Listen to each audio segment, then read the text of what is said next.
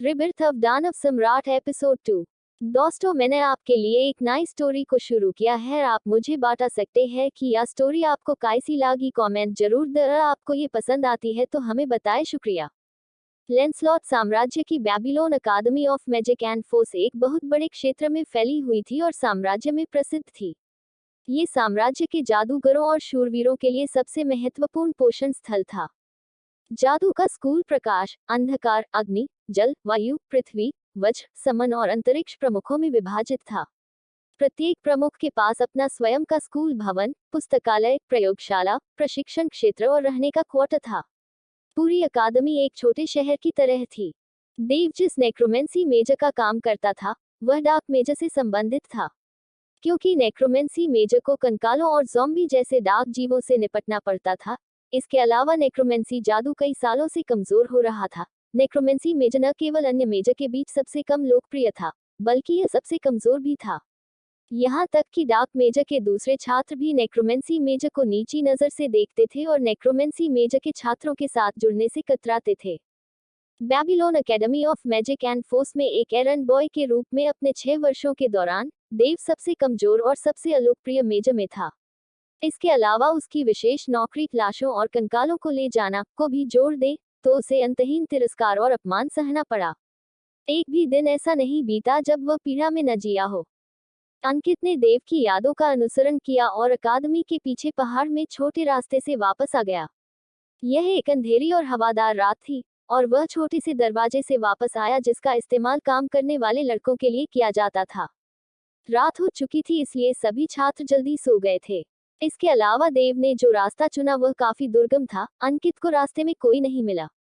अंकित ने रास्ते में अपने आसपास के वातावरण का अवलोकन किया और पाया कि बेबीलोन जादू और बल अकादमी का लेआउट पृथ्वी पर कुछ पश्चिमी यूरोपीय देशों की शैली से मिलता जुलता था। कुछ समय बाद अंकित अंततः नेक्रोमेंसी मेजर के पास वापस आ गया। देव एक गोदाम में रहता था। ये पूरी तरह से उसके एरंड बॉय की स्थिति के अनुरूप था। गोदाम में कई तरह की अस्तव्यस्त चीजें भरी पड़ी थीं।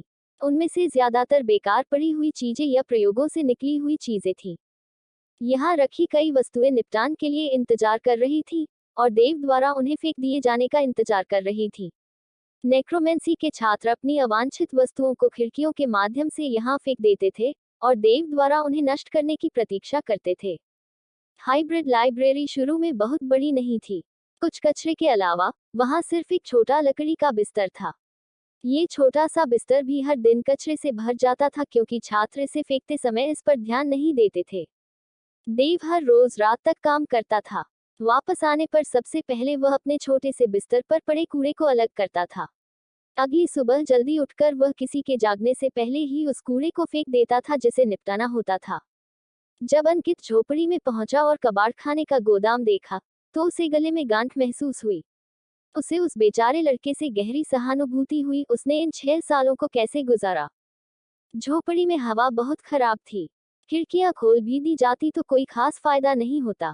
ऐसा इसलिए क्योंकि छोड़ी गई चीजों से बहुत बदबू आती थी। छोटे से बिस्तर पर अभी भी बहुत सारा कूड़ा कचरा था।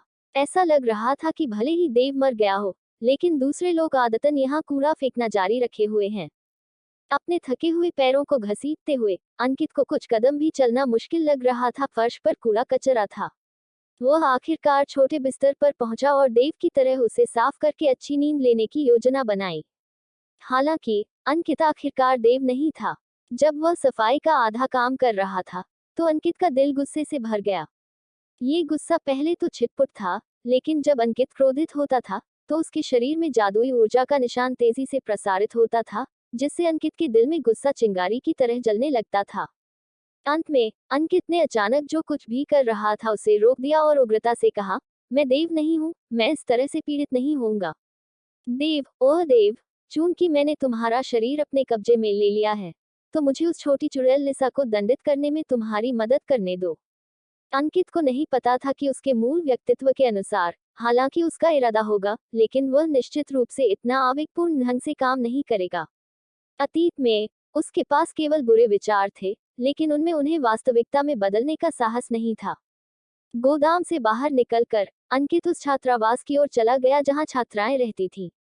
रात के अंधेरे में अंकित चुपके से छात्रावास में आ गया। देव अक्सर यहाँ सफाई करने आता था और इस जगह से बहुत परिचित था। उसे अच्छी तरह पता था कि लिसा कहाँ रहती है। नेक्रोमेंसी मेजर में अन्य मेजर की तुलना में बहुत कम पुरुष और महिला छात्र थे, इसलिए प्रत्येक महिला छात्र के पास अपना अलग कमरा था। यह अंदर से विशाल था और इसमें सभी सुविधाएं थी जो कोई भी चाह सकता था। देव जिस कचरा गोदाम में रहता था, उसकी तुलना में ये स्वर्ग था। लिसा दूसरी मंजिल पर रहती थी और अंकित रात में अंदर नहीं जा सकता था। लेकिन यह अच्छी बात थी कि लिसा के कमरे के पीछे एक बड़ा पेड़ था। अंकित ने अपना शरीर सिकोड़ लिया और एक दुबले पतले बंदर की तरह पेड़ पर चढ़ गया। वह बस दबे पांव चलकर लिसा की खिड़की के पास पहुंच पाया। खिड़की बंद नहीं थी। अंकित मन ही मन खुश था। वह अपने पंजों पर खड़ा हो गया और अपना दुबला शरीर लिसा की खिड़की के पास ले गया। अंदर झांककर उसने देखा कि छोटी चुड़ैल लिसा का कमरा गुलाबी रंग से सजा हुआ था और बहुत प्यारा लग रहा था। अंदर मेज और दीवारों पर कुछ प्यारे प्यारे खिलौने लटके हुए थे। अंकित की नाक और मुंह में हल्की खुशबू आ रही थी। अंकित ने अपनी नाक सिकोड़ ली। उसने कभी नहीं सोचा था कि क्रूर लिसा वास्तव में अपने कमरे को इतना प्यारा बना देगी। अंकित को पता था कि वह उसे हरा नहीं सकता। वह खिड़की के करीब गया और एक बार फिर से देखा। उसने पाया कि कोने में एक धुंधला गुलाबी पर्दा था। लिसा का बिस्तर वहां था। उसने अपने बैग से एक छोटी बोतल निकाली और प्रयोग में इस्तेमाल किए गए खून को अपनी आंखों, नाक और होठों के कोनों पर लगाया। उसने एक टूटे और छोड़े हुए आईने को देखा जिसे देव ने उठाया था और अपने भूरे बालों को थोड़ा सा बिगाड़ दिया। जब उसने फिर से आईने को देखा तो उसने एक भयावह और उदास चेहरा देखा जिस पर खून के धब्बे थे। हे, भले ही मैं तुम्हें हरा न सकूं, मैं तुम्हें मौत के घाट उतार दूंगा। अंकित अपने वर्तमान रूप से बहुत संतुष्ट था। उसने सिर हिलाया और धीमी आवाज में हंसा। सब कुछ ठीक होने के बाद उसने पेड़ के तने पर कदम रखा और लिसा की खिड़की के करीब चला गया। उसका शरीर पेड़ के तने के साथ साथ हिल रहा था क्योंकि उसने अपना पतला दाहिना हाथ आगे बढ़ाया और लिसा की खिड़की पर दस्तक दी। दस्तक दस्तक दस्तक दस्तक। लिसा अभी भी सपना देख रही थी। खिड़की पर खटखट की आवाज से वह जाग गई। उसने नींद में गुलाबी पर्दा खोला और अंदर से नंगे पैर बाहर निकल गई। कालीन भी गुलाबी था। उसके जेठ सफेद पैर कालीन पर उतरे। शांत चांदनी के नीचे उसके पांचों पैर गुलाबी और कोमल थे, जो कुछ हद तक प्यारे और चलते फिरते दिख रहे थे। लिसा देव से थोड़ी छोटी थी और एक कुलीन परिवार की युवती थी।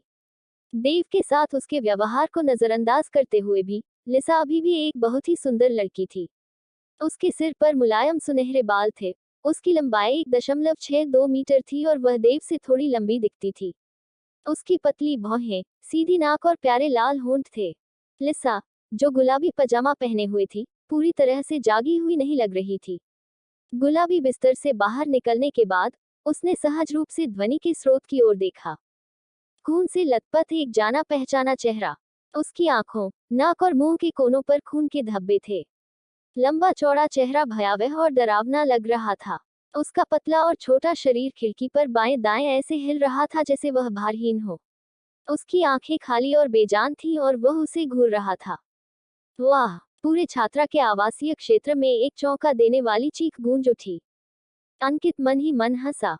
उसने मन ही मन सोचा, इस बार मैं तुम्हें डराकर मार डालूंगा, या कम से कम बेहोश तो कर ही दूंगा। जैसे ही उसने ये सोचा, अंकित की अभिव्यक्ति और भी अधिक भयानक हो गई। उसकी खाली आंखें पीछे की ओर मुड़ गईं और उसकी आंखें आगे पीछे घूमने लगीं। उसका शरीर पेड़ की शाखाओं पर और भी अधिक हिंसक रूप से हिलने लगा। क्योंकि उसकी आंखें पीछे की ओर घूम रही थीं, अंकित अब लिसा को नहीं देख पा रहा था। भयभीत चीख और अंकित की अभिव्यक्ति अधिक से अधिक भयानक होने के बाद उसने अचानक लिसा की आवाज नहीं सुनी।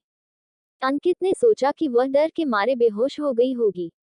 चारों ओर से आ रही नेक्रोमेंसी मेजर छात्राओं की गालियां सुनकर अंकित ने सोचा कि अब पीछे हटने का समय आ गया है।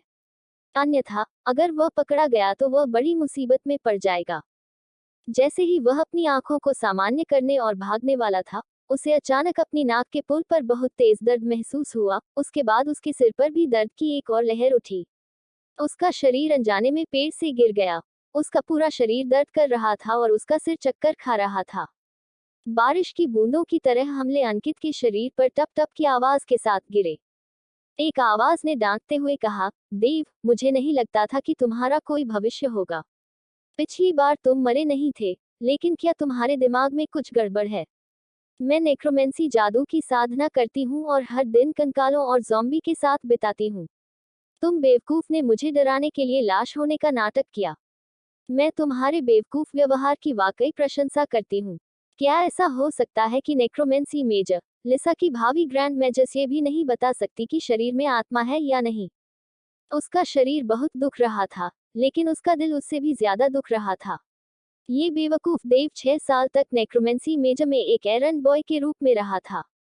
वह सामान्य ज्ञान के इस छोटे से हिस्से को कैसे नहीं जान सकता था?